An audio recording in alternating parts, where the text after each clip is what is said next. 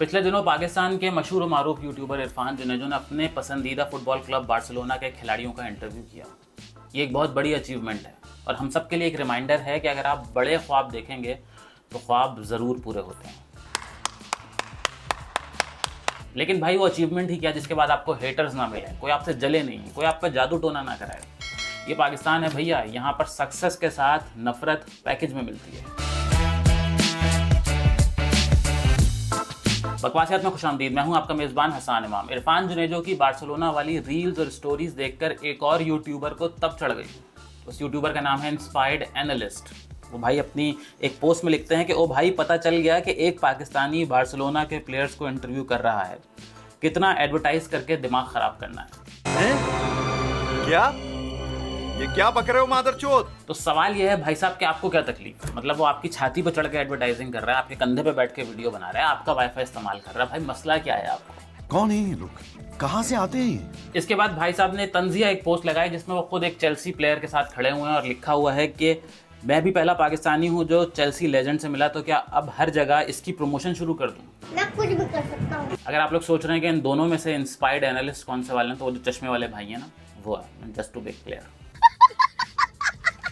यहाँ inspired analyst ये भूल गए कि चलते फिरते किसी सेलिब्रिटी के साथ तस्वीर खींच लेने में और बाकायदा जाकर उसका इंटरव्यू करने में ज़मीन आसमान का फ़र्क होता है। इन दोनों सिचुएशंस का मवाजना नहीं किया जा सकता और करना भी नहीं चाहिए।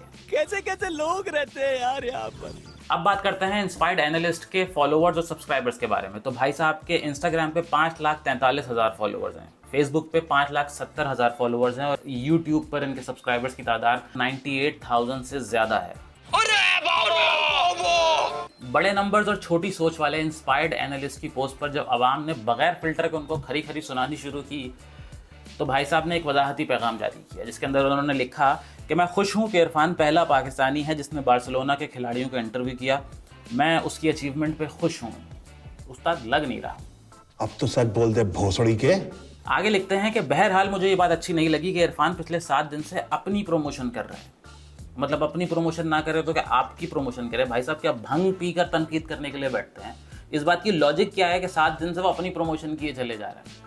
मतलब आपका उधार खाया उसने, आप उसके घर में राशन डलवाते हैं। ये सेंस ऑफ एंटाइटलमेंट आ कहाँ से रहा है भाई? आगे लिखते हैं कि क्या आप सबको ये बात अजीब नहीं लग रही? दिमाग सो गए हैं आप लोगों के? अच्छा, मतलब अगर गलत बात में, इनके चेपने की बातों में अगर आप इनका साथ नहीं दे रहे तो आपके दिमाग सो गए।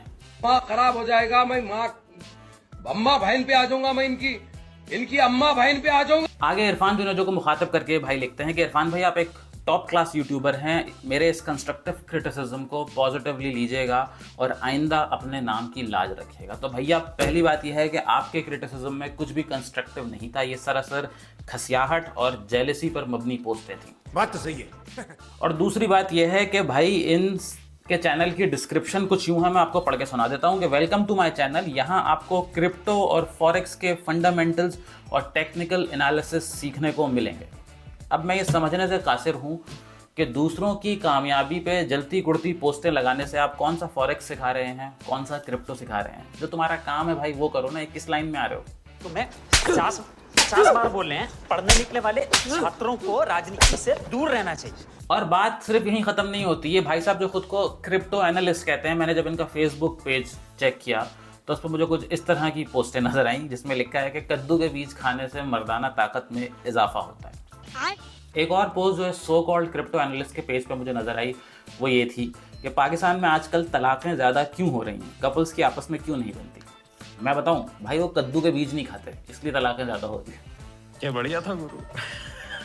आखिर में सभी देखने वालों से सिर्फ इतना कहना चाहूँगा कि ज़िंदगी में कुछ भी बन जाइएगा मगर क्रिप्टो एनालिस्ट की तरह मत बनिएगा। दूसरों की कामयाबी को देखकर खुश होना सीखें। आपका भी वक्त आएगा। खुद को हर किसी से कंपेयर करना ना शुरू कर दें, लोगों की टांगें ना खींचें, लोगों को अपने हिसाब से चलाने की कोशिश ना करें। इरफान जुनेजो की ये अचीवमेंट हम सब के लिए एक प्राउड मोमेंट है। हमें तो इसे और हाइप अप करना चाहिए कि हमारा लड़का बार्सिलोना के खिलाड़ियों का इंटरव्यू करके आ रहा है, मजीद ढंडोरा पीटना चाहिए, लेकिन हम उल्टा टांगे खींचने में लगे हैं। तो मैं सिर्फ इतना ही कहना चाहूँगा कि भाई थोड़ा सा मुनासिब कर लो।